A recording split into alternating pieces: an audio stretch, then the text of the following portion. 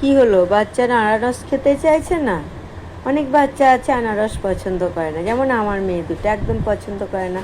তোর বাবা একটা বাজার থেকে আনারস এনেছিল, সেটাকে বলছে আমরা খাবো না। আমি বললাম কী হবে, ওরা খাবে না? বাবা বললো দেখো না, গ্লাসের তলানি অবধি খেয়ে নেবে।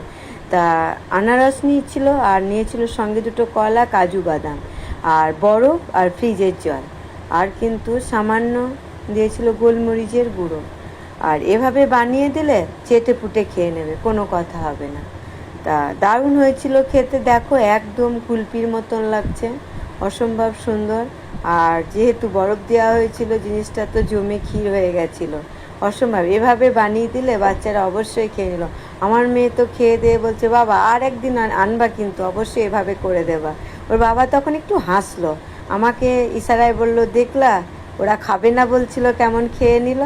তা তোমাদের বাচ্চাদিকে এভাবে খাইয়ে দাও, খেয়ে নেবে। টাটা।